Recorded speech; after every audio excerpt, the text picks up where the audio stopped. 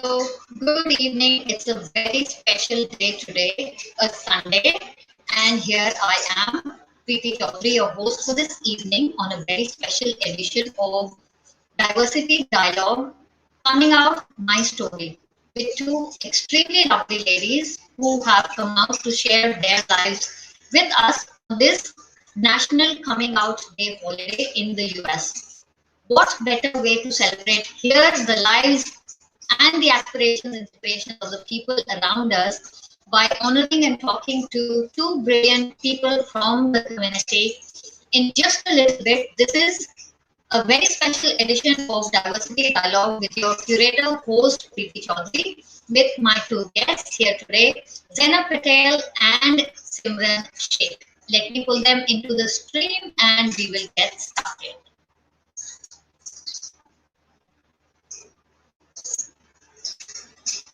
Hello, good evening. How are we today? Good evening, Preeti. Lovely, brilliant to have you both here today. I am excited to get this very special conversation started. As we all know, today is National Coming Out Day in the US. Thank you, Zainab, for bringing that to my notice and getting me to put together this brilliant day of learning and leveraging together.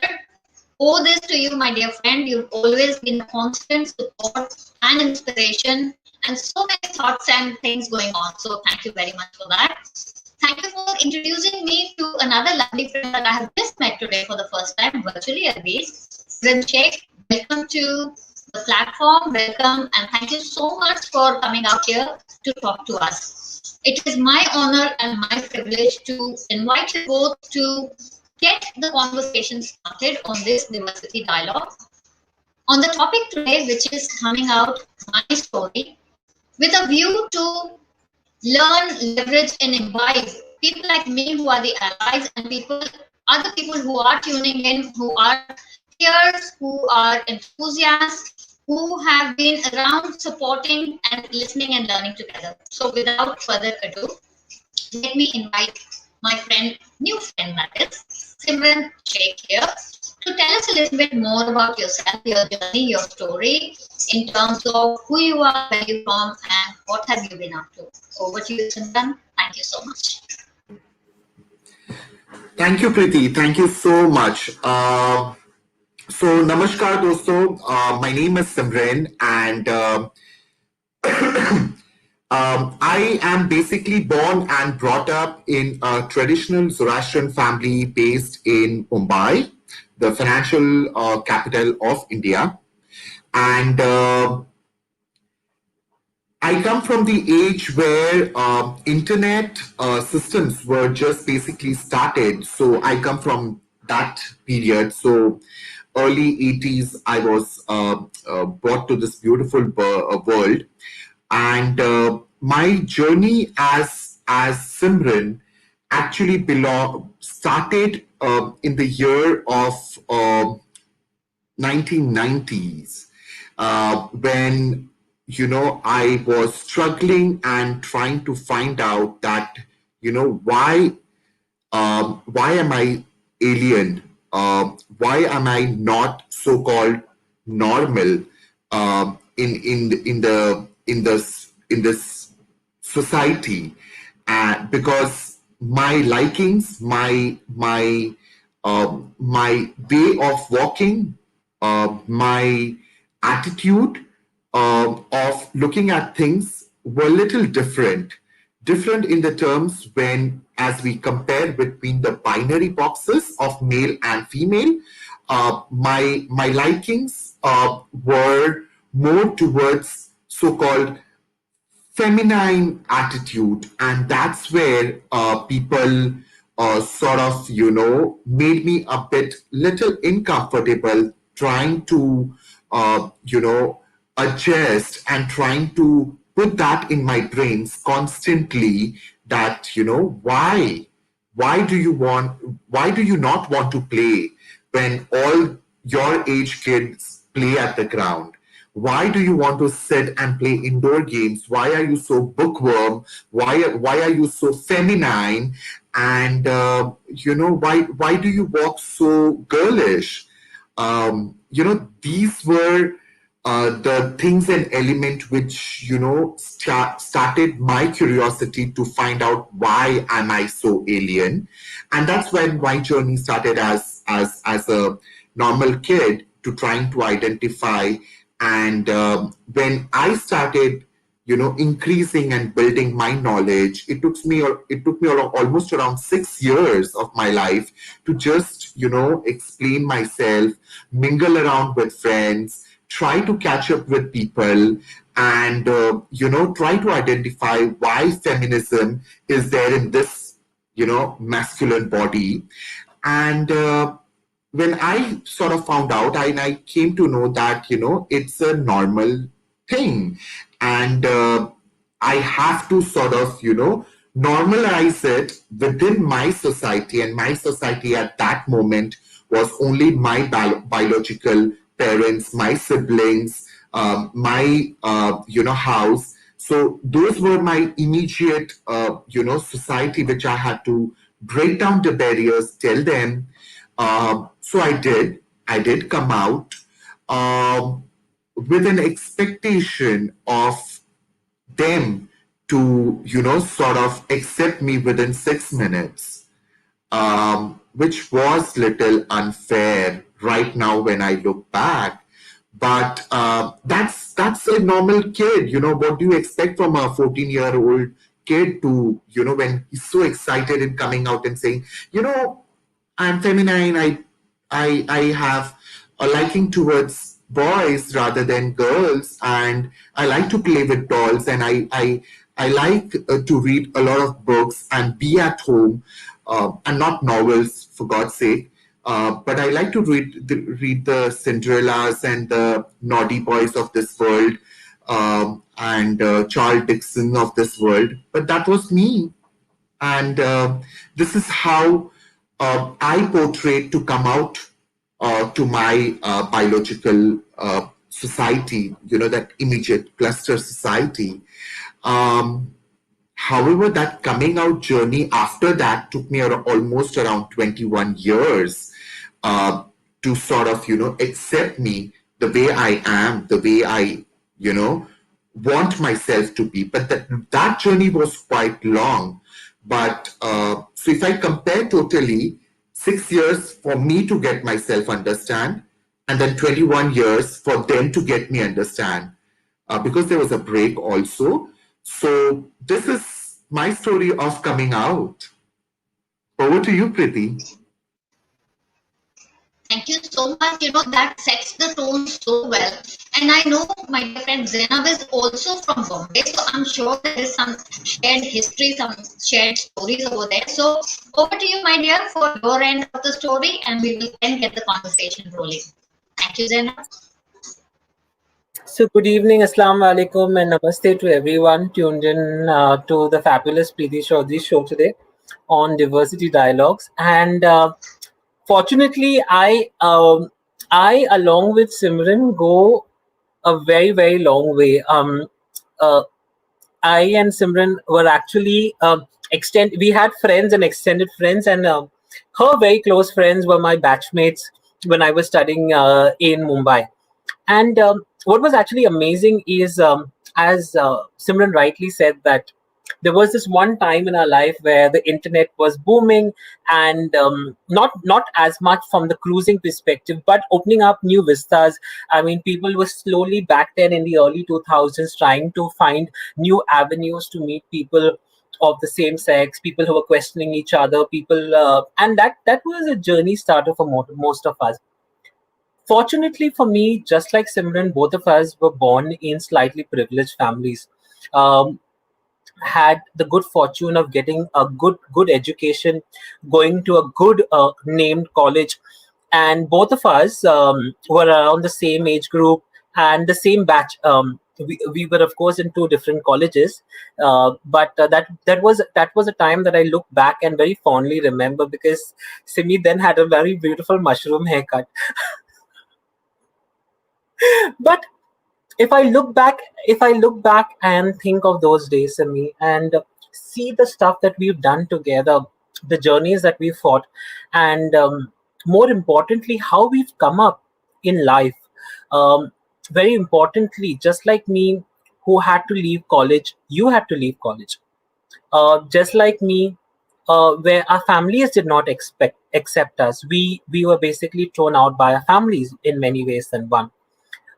We had to move out of two different cities, and so much of our lives are common that I really can't distinguish between a Simran's life and a Zainab's life, except the fact that both of us came from the same city. We had almost the same background, and I, of course, came from a Roman Catholic family. I think if you ask me, Preeti, since a lot of people have already seen me, I'm not going to repeat that, but I'm going to talk about some of the good things in life and things that I actually have been had the privilege of. I had the privilege of finding friends who were more than family, who had better blood ties than me, than people who had who I was born to. I had the good fortune of finding beautiful mothers, awesome sisters, awesome brothers, a few good looking men as well. And all of them, for me, all of this came to show the fact that life is beautiful if you choose to look at it that way. And there is a saying in Arabic, that Allah has made everyone beautiful. It's just that we don't have the vision to see the beauty in others.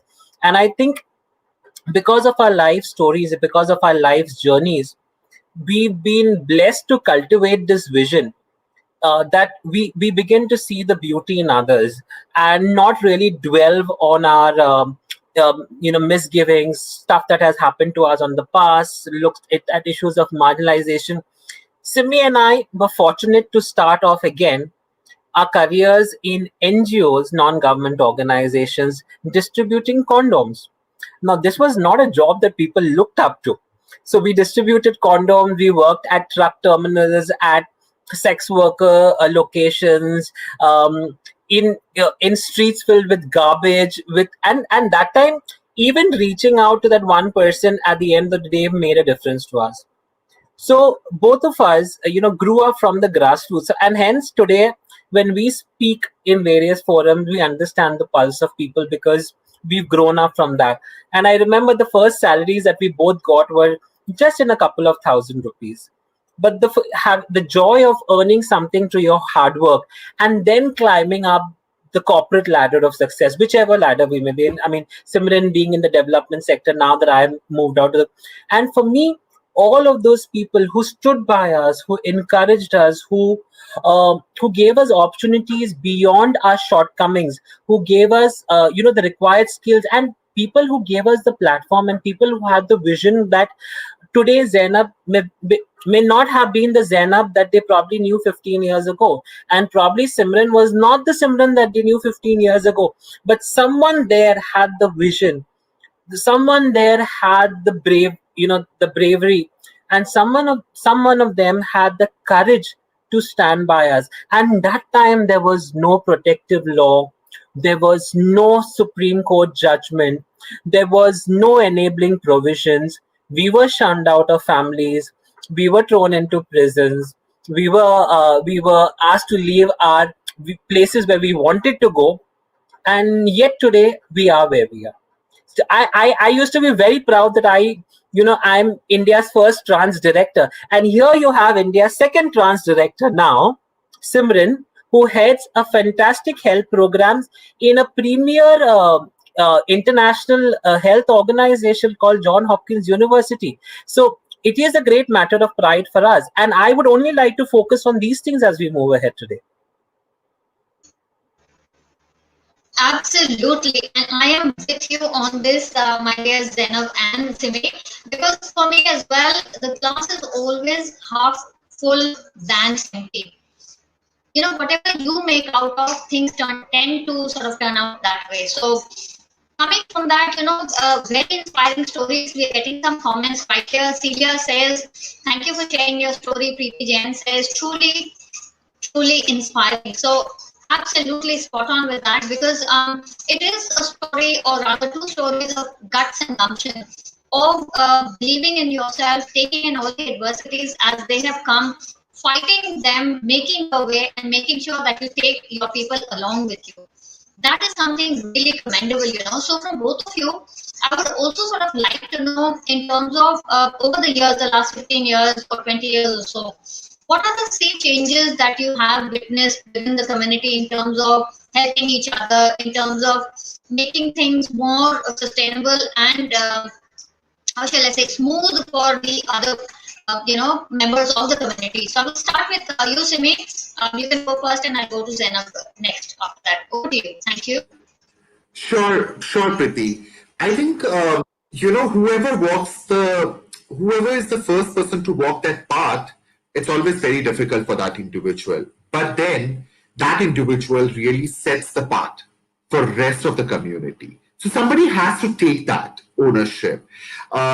And I do not say, and I'm sure even Zainab would agree with me, that we are not just the first trendsetters. There are many who have set the trend, but we are one of them among those in our individual perspective.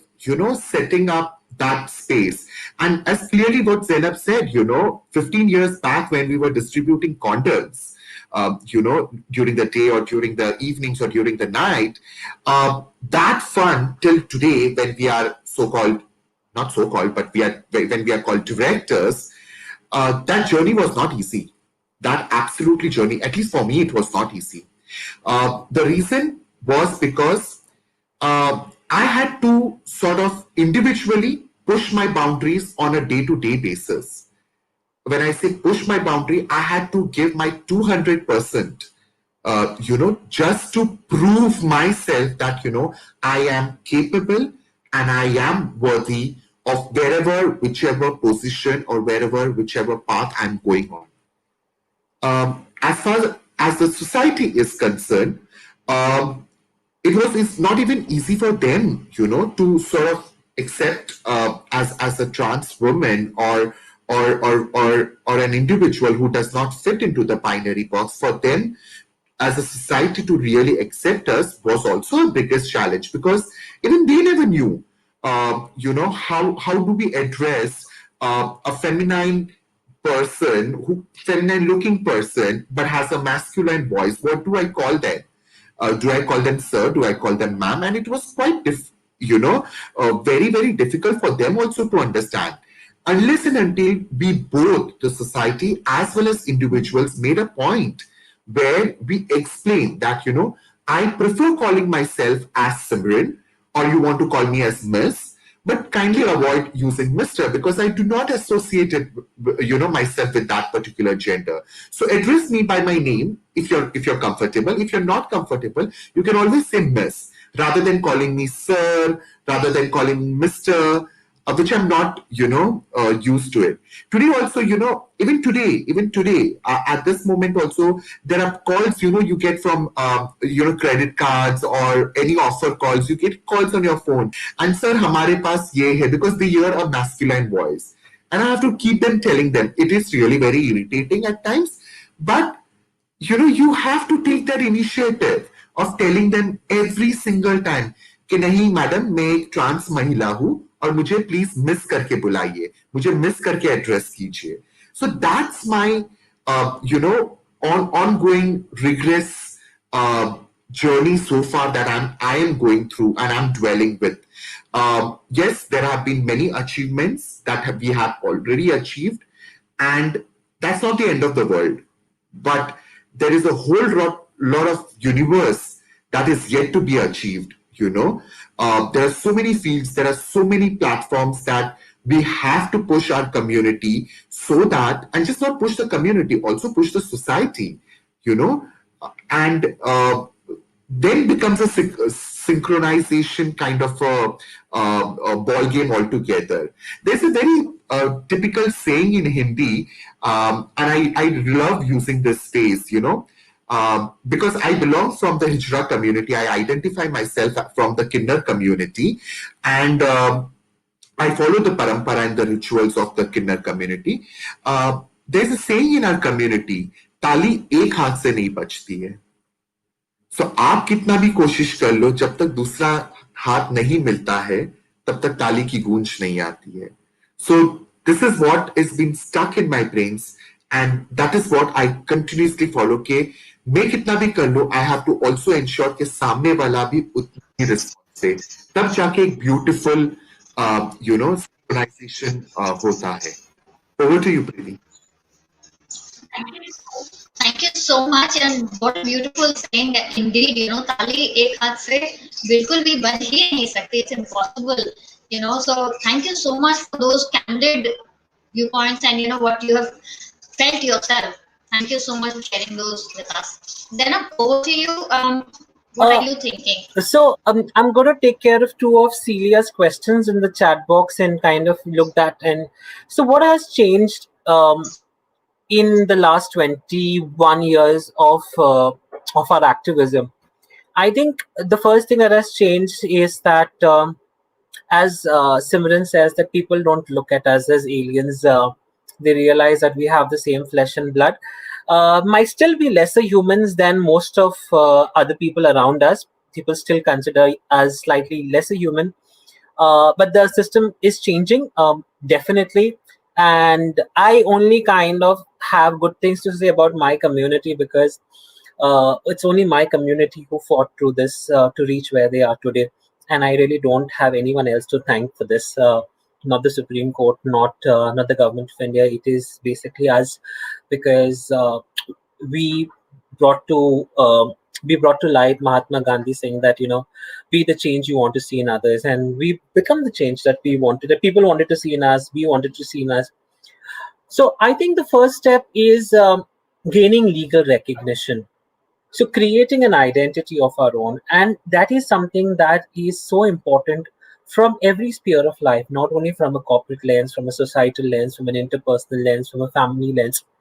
Today you have court cases which talk about hijras as the owner of the household, as the leader of the household, as the pramukh. You have people who recognize live-in relationships. You have a high court judgment from Tamil Nadu talking about registering the marriage of a trans woman with her partner under the Special Marriages Act, etc.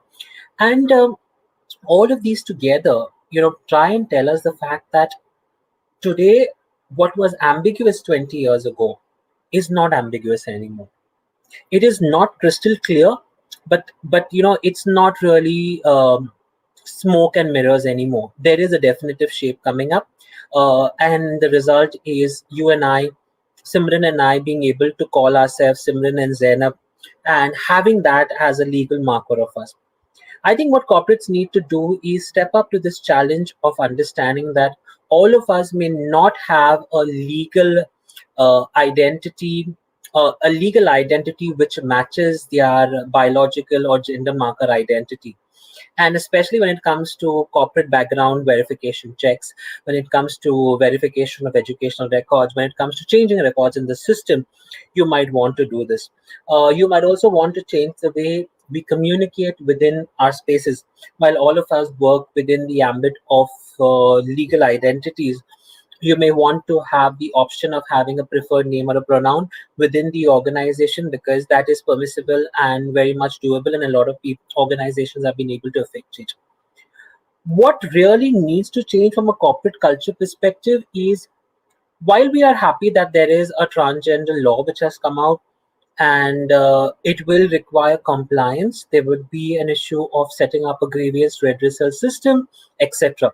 But I don't want India Incorporated to get up and wake up with the challenge of looking at transgenders as a compliance issue, just like it does with the issues of maternity benefits, etc. I want them to look at real life issues, that we are contributors, we are nation developers, we are societal influencers, and we are culture catalysts. I don't want to be an issue of compliance and tick the box and send the information to the Labour Commissioner at the end of the year. So when I want interventions, I want to create a glass ceiling. You asked us that you see the glass as half full or half empty. We've been in situations where we've not even seen the glass, and forget there's no table also. We've created a table, a glass, and a glass ceiling, and we managed to break through all of that. So I want corporates to give people an opportunity like they gave me and Simran, an opportunity to grow. And when an opportunity to grow comes, it comes with its own set of upskilling challenges. It comes with confidence building. It comes with personality development. It comes with mentoring, but it comes basically with sponsorship. So with a Sameer Chadda or an Unmesh Pawar or a Rupesh Tripathi who were my sponsors in KPMG, I wish there are more Sameer, more Rupeshes and more Unmeshes who believe that when they saw this Zainab, they saw their DNI director. So I want people to take opportunities, to take risk and to take challenges, because unless this changes, ally will only remain a noun. It will never be a verb. It will never become an adjective. It will always, oh, I'm an ally. Let me wear a pink ribbon. Let me wear a rainbow lanyard. Let me wear, let me wave a rainbow flag. No rainbow flags waving for me, please. I want people to action allyship. And when you say action allyship, it is standing for your trans, gender non-conforming, persons with disability, your women colleagues, and being the true ally means standing up for what is right and standing up against what is wrong. So whether that's misogyny, transphobia, homophobia, ability related, xenophobia, Islamophobia for that matter, so many phobias that you're currently dealing with, stand up and be welcoming to all of us. Rightly said, my dears. Absolutely amazing. I'm going to read a comment right here, and this is from Vishnu Vebveti. Thank you so much, Simran and Zainab, for sharing your stories with us. And with that, your truth that we touched, humbled, and gratified in equal measure. Take care of yourself, and I'm aware that you're already proud of yourself. But know that I, a stranger, am really proud of you. So thank you, Vishnu Vaibhav, for that. And that, my dear friend, is being an ally in at least thought. So you have started on your first step. Now you need to take the next step in becoming an ally. So thank you very much for that. That brings me to the second sort of question. And again, I think echoing Celia's question here again, I'll come to Simi, you for this first. In terms of how can we educate and build more allies within the community? I think this is really important. And, a lot of people are in confusion about what constitutes to be an ally, what should one do, what happens. So I think today is the right time when we set the record straight in terms of coming straight from the people that know everything about it. So please enlighten us. And I will go back to Zainab also for a comments on this. Over to you, Simi. Thank you. Thank you, Preeti. I think it's a beautiful question, and yes, it is. It is a very, very common question that people, sort of try to have in their heads of, how do I become an ally? First is how do I become an ally, and then is how can we, sort of educate and build allyship within our society. Uh, I think it is something when you start something, it is something to start with your own self. Educate yourself to an extent where you can influence people. And while you're educating yourself, of course, there is always two sides to the coin. And I never say that. But look at the good side of the coin, because people have a habit of looking at the negative side of the coin. For example, I belong to a Hijra community. I identify myself as a Hijra, and people have this notion, three notions in their head. Hijra means violent, very aggressive. Second, we have only seen them at the red lights during the daytime. Third, we have seen them in the short dresses at the night time. Apart from these three professions, I've never seen a Hijra, being so well-mannered, sophisticated. So first step to being an ally is to look at the other side of the coin. There are transgenders, there are Hijras who have done prominently fantastic work and who are proud to take the name of their community up. So if you want to, I'm just giving one example. If you want to become an ally of the particular one sect of a Hijra community, is first you educate yourself, look at the positive story, talk to people. Education, awareness, education, everybody can get it. Awareness is something when you talk to each other. You know, I still remember showing the condom ads at after 11 o'clock and not before 11 p.m. was a big debate, you know, and today we see the consequences. We wish we had an open discussion with our family members, no matter what the age is, but at least, you know, awareness is not always taken in a negative term. Why sex, the word called sex, is always taken in the negative context? Sex can be also the positive side of it, you know. So not everything should be looked at the negative lens. Look at the positive lens and talk about it. Build that awareness. This is the only medium, according to my lens, where I think, you know, we can bring a big change within the society and we can develop more and more allyship. If you can't be an ally, don't be a phobic also. This is where I would like to end. Over to you, Preeti. Thank you so much. And Simran, for me, what stands out from there is a dialogue and also self internalization in terms of reading up, in terms of talking to the people in the community, talking to your immediate surroundings to glean more knowledge so that when you open your mouth to say something, you're not saying something which can come as a negative to the community. So dialogue, absolutely spot on. Awareness and education, number two, absolutely spot on. With that, over to you, my dear Zainab, for what do you think? How do you think allyship can be sort of brought about in a more, in a better manner? Um, just adding a little bit to what Simran says, that allyship, as we commonly understand this term, it's like those people whom you meet on social media who tell you after chatting with you one day that आज से हम bestie hai. So you don't become besties by chatting on Instagram or on Facebook or on Tinder or whatever. You become best friends over a time. Once you understand a person, once you understand their journey, once you are part of the journeys, you will automatically graduate. So allyship is something to be earned.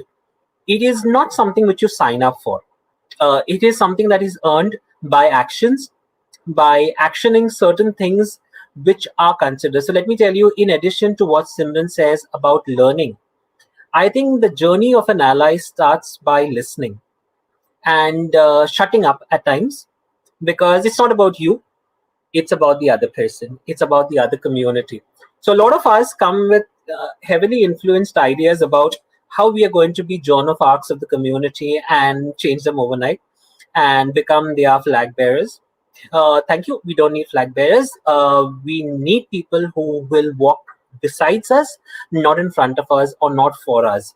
So listen to the other person, because you're trying to understand their story, their lived realities, and more importantly, their timelines. You are merely a person in their journey who can become a catalyst if you find your right place. So understand, it's not about you, it's about them. Talk less, hear more, educate yourself. Please do not start up unwanted conversations about a person's body, a person's genitals, a person's sexual life, a person's social life. Uh, those are unwanted questions. They are extremely intrusive, and no one would like them. And just because you're inquisitive, just because you're inquiring, and just because you may use a different tone and may actually sound funny or sound caring or sound genuinely inquisitive, those questions are a no-no. Please don't ask me if my breasts are real. Please don't ask me if my genitals function, whether I bleed or I don't bleed, and can I have babies or can I not have babies. You can read that up on Google, internet, many resources available. See movies, challenge your stereotypes, and challenge your own stereotypes, because I think the first journey of being an ally, the first difficult step that you would take is to challenge your own fears and challenge your own misconceptions. And what a better way of doing that, because no one can show you the mirror, only you know what's in your heart when you're challenged. So read, listen, it's somebody else's story. You're merely passengers in that journey. Listen to the person, understand their situation.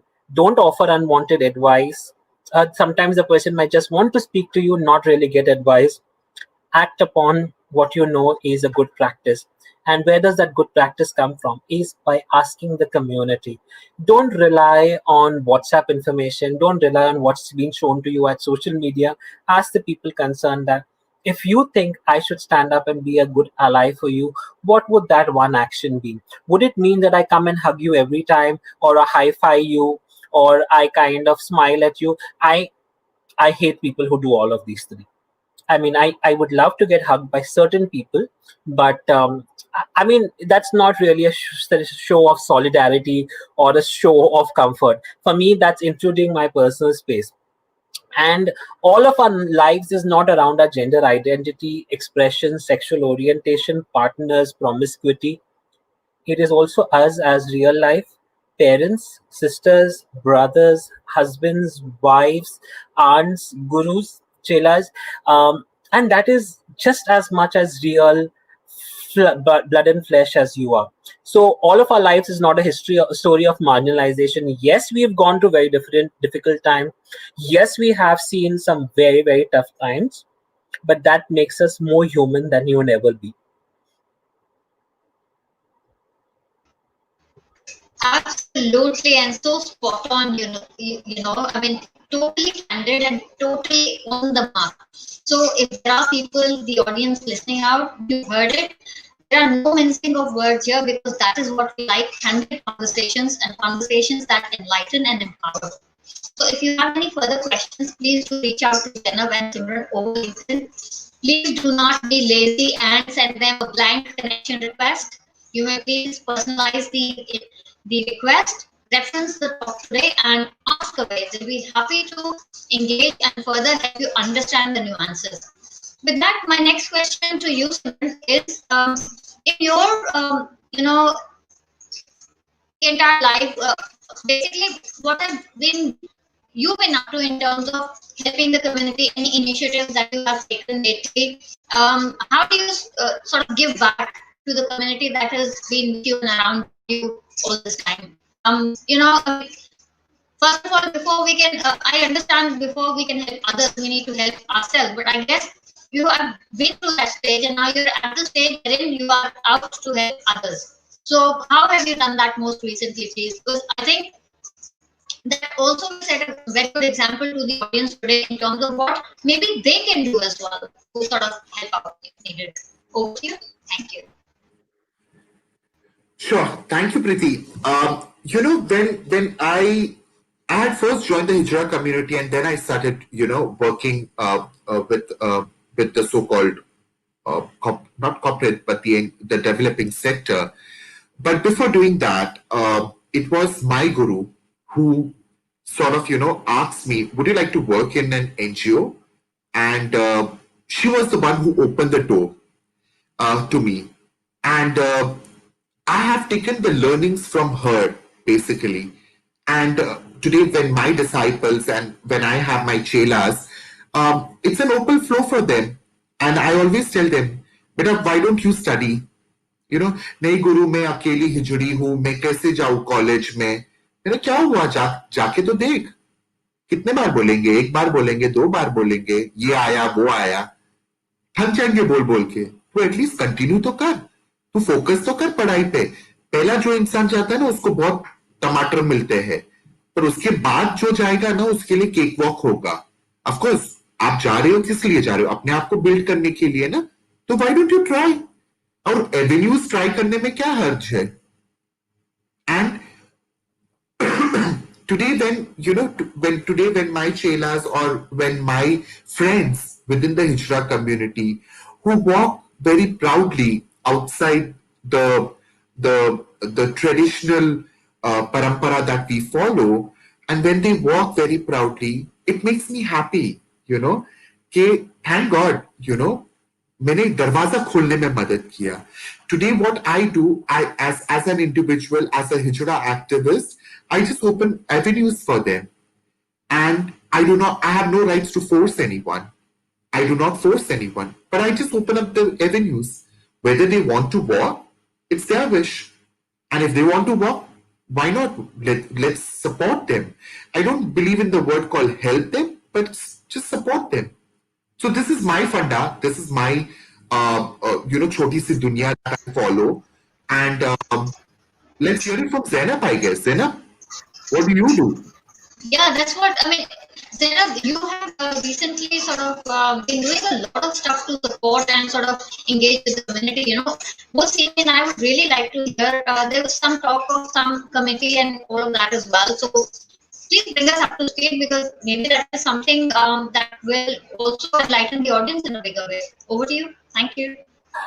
Preeti, I mean, while I love the idea of giving back to the communities or giving back to societies, I think it's a very unfair ask of people to put to shift the entire load of responsibility to someone who comes from a marginalized community to give back to the communities.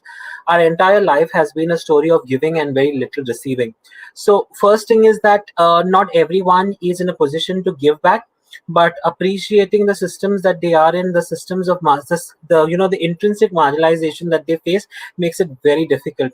I mean, the fact that they live, survive, and they have managed to thrive is a way of giving it back to the society, because in spite of all the shit, in spite of all the threats, in spite of all the violence thrown at us, here we are smiling in front of you, and living and examples in itself. I think the entire concept of giving back stems from the fact that you have reached a particular position in your life, you've reached a particular life stage, and you realize you have contributions to make. But I'm also mindful of stuff like Simran and I, and others like Abina, Gauri, Lakshmi ji, etc. We've become, in some way, role models, and sometimes the negative impact of being a role model steps in. That you cannot afford to fail. You should always be prim proper. You cannot be seen as a weakling, and more importantly is everyone who is with you should become clones of you. So if there is a Zainab, and if there are 10 chelas with Zainab, or if Zainab is seen with 15 people, ultimately they should become clones of Zainab, articulate, English speaking, job worthy, and society giving. I don't believe in that. I don't believe in that, and I terribly stand up against it, because everyone is unique in their way, and everyone has something to contribute. Regarding what we do in the larger space of the government, let me tell you that I recently got nominated to the National Council of Transgenders as a person representing Western India. So it's a statutory body by the government of India for helping the government on policy, legislative, and programmatic issues for trans empowerment. But in even if I were not to look at this, and if I were to look at some of the other achievements, I sit on the DNI committee as a co-chair with Vicky. I am on the DNI committee of the American Chamber of Commerce. I have been part of Wiki, just like you are, in terms of a new member for the and so many other human rights institutions and social work stuff that we do, and do it in the cloak of invisibility. And I never kind of go to that meeting as a transgender person. I go there as someone who comes from a marginalized community and brings to life on the table my lived realities, my expertise, and my professional knowledge. So my idea of giving back is often silent, because the fact that I've been able to live, thrive, and survive after being thrown out of college, after being shouted and booed, homo, homo, homo, and coming through all of that, having undergone suicidal tendencies, hurt myself several times in my life, slashed my arm, got 46 stitches, took poison. The fact is that when you're standing strong, and I'm also saying this mindful that it is World Mental Health Week, the fact that we are resilient. Imagine you are shunned by your family, you are called a misfit, you are called as someone who brings dishonor to the family, as someone who will never be able to rise above what you are. I mean, similarly, when Simran became Simran Sheikh, and she left behind her family name, people did call her. I mean, when I became Zainab Patel, my family said, "Why Patel?" I mean, they were anyways okay with Zainab, but they just said, "Why Patel and why not Narona?" Because I have a Portuguese surname, and why did you give up our family surname? And so many such things where your intimate partners harass, blackmail, beat you up, and unfortunately situations also kill you, where the family spits on you, you are denied housing. Simran and I have been denied housing so many times, and I ultimately none of us have the luxury of owning houses of our own. So all of these situations, the fact that we are still smiling and willing to talk to you and make an effort to create more allies like Preeti is our idea of giving back to the society. I mean, you know when Graham Staines was murdered in Orissa, his wife said that I forgive the murderers of my husband, but I am not Graham Staines' wife. I say that okay, I have gone through what I have gone, but Simran and I will continue in our journey to support people in bettering themselves. We are not creating pathways for ourselves. We've already done that. We've carved a road. People get awards for creating fields where there were barren deserts, creating forests where there was barren land, creating roads out of mountains. But no one gives us an award for being ourselves, and that is such an achievement. And if nobody recognizes us, Simran and I have the confidence of drinking a glass of red wine one day and toasting it to ourselves that this is our Padma Shri for being who we are. Well said, my dear. So inspiring. I mean, both your journeys absolutely spot on. So first of all, thank you very much. Really, really inspiring.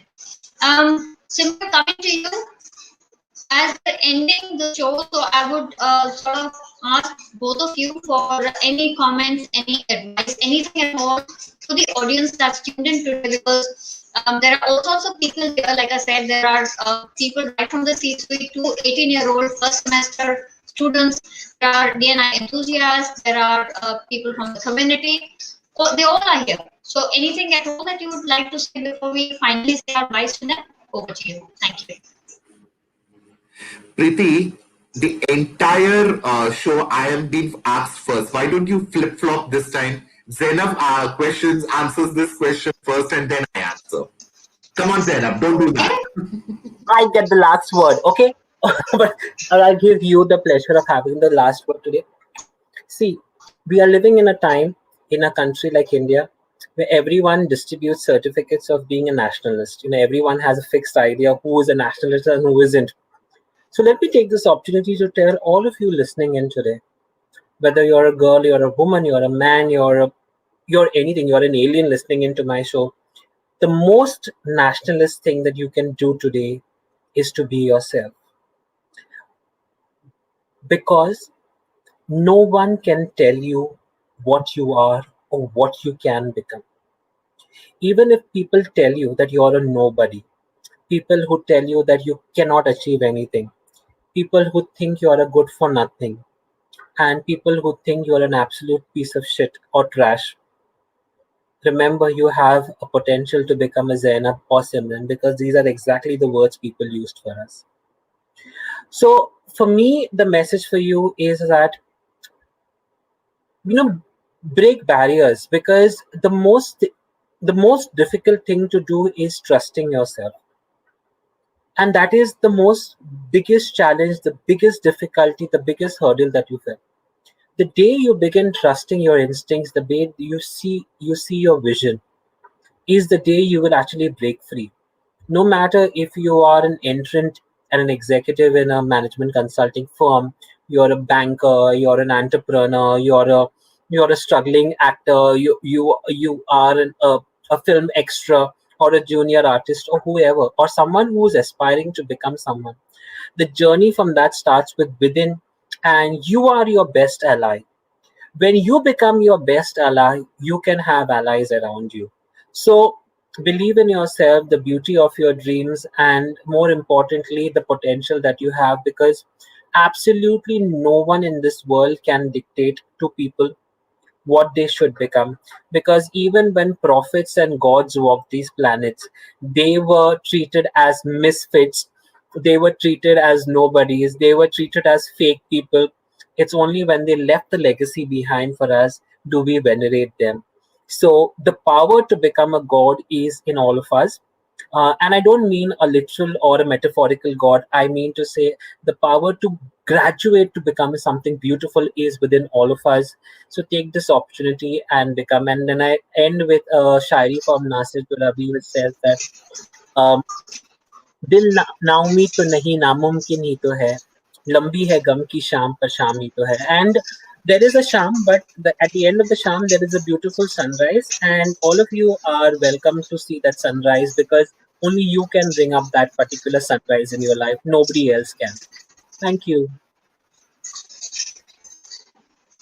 Zainab, thank you so much for that, for those beautiful thoughts and that very up shairi right in the end. Simi, it's over to you now, my dear friend, for your parting comments for the audience today. Thank you. What a biggest blunder. Whatever I wanted to say, she said it.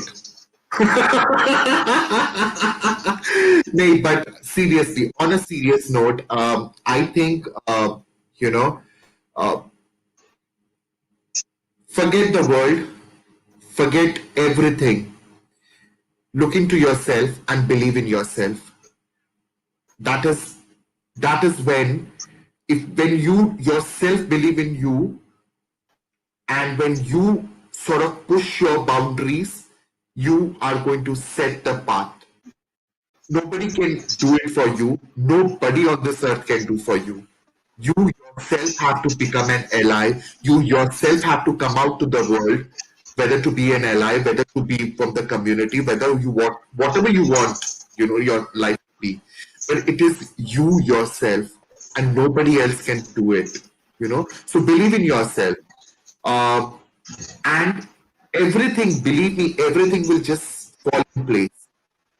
There will be hurdles. जिंदगी का दूसरा नाम मुसीबत है. So whether you like it or you don't like it, वो तो आने वाली है till your last breath. पर उसको हार के पीठ दिखाना कायरता कहते हैं.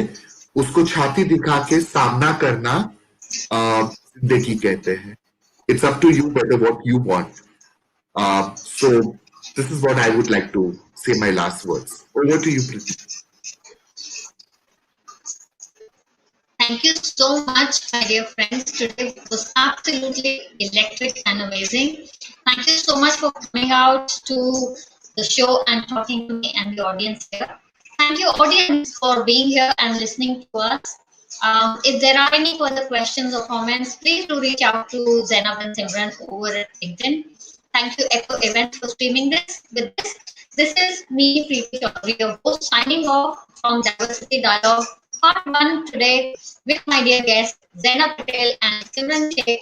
For the next one, it is over at 9:30, so see you then. Until then, Shabba Khair, Shukriya, Dhanyawad, and good night.